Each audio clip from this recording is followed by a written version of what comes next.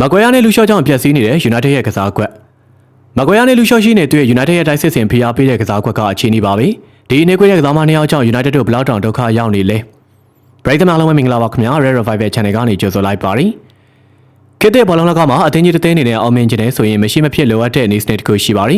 အဲ့ဒါကတော့ပြိုင်ဘက်ကိုတရက်ကွင်းဘက်ချန်တီအမြင့်တက်ပြီးတော့ပြင်းပြင်းထန်ထန်ဖိအားပေးကစားလိုက်တာပါပဲ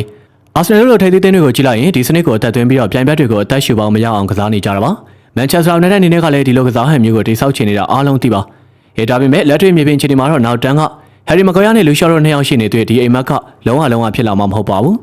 လက်ရှိထွက်ပေါ်လာတဲ့ကိန်းဂဏန်းချက်လက်တွေကတော်လေးကိုစိုးရင်စရာကောင်းနေပါလေ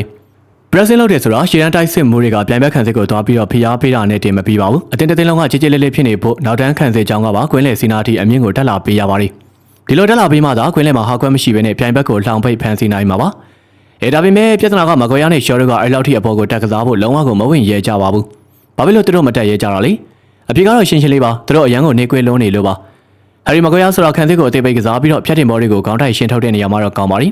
ဒါပေမဲ့သူ့ကိုကွင်းလန်စီတီခေါ်တင်ပြီးတော့ဟိုင်လိုင်းကစားခိုင်းလိုက်ရင်သူ့ရဲ့နောက်ကျောဘက်မှာအေယာမကွင်းပြင်ကြီးဖြစ်သွားပါပြီ။မကွာရရဲ့ဒီကုလုံးလဲတဲ့နှုံးကကုန်နေငါးကြီးတစ်စီးခွင့်နေသလိုပါပဲ။ပြိုင်ဘက်ကကျွန်တော်တို့ရဲ့ pressing ကိုဖောက်ထွက်သွားပြီးတော့မကွာရရဲ့ကျောဘက်ကိုဘောလုံးပစ်ချပေးလိုက်ပြီးဆိုရင်နောက်ကိုပြန်ဆင်းတဲ့နေရာ recovery pace မှာဘယ်ပြိုင်ဘက်တိုက်စစ်မှုကမှသူအမိလိုက်နိုင်စွမ်းမရှိတော့ပါဘူး။လုတ်ရှော့ကလည်းအရင်လိုမဟုတ်တော့ပါဘူး။ဒဏ်ရာပြဿနာတွေဇက်တိုက်ခံစားခဲ့ရပြီးတဲ့နောက်ပိုင်းမှာသူ့ရဲ့အရှိန်ဟုန်တွေကလုံးဝကိုပျောက်ဆုံးသွားခဲ့ပါပြီ။သူ့ဘောကိုတက်သွားတဲ့အချိန်မှာပြိုင်ဘက်တောင်မကစားမတွေကသူ့ရဲ့နေရာလုတ်ကိုအလွယ်တကူအသုံးချပြီးတော့မန်ယူခံစစ်ကိုအချိန်ချင်းဒုက္ခပေးနေတာကိုမျက်မြင်ကိုတွေ့ပါပြီ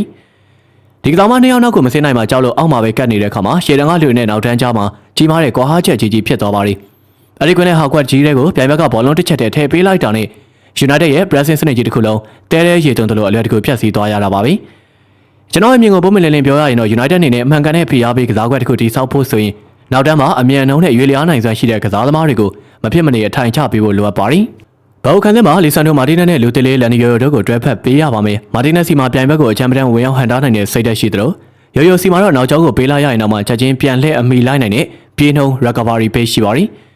ညာတော်မန်ခန်းထဲမှာစွမ်းရင်ပြည့်နဲ့တက်ဆင်းလောက်နိုင်တဲ့ဓာတ်လို့ကိုထားပြီးဘယ်ဘက်မှာတော့အမြန်နှုံးရှိတဲ့ဘယ်နောက်ခံလူတစ်ယောက်ကိုမဖြစ်မနေခေါ်ယူအစားထိုးရပါမယ်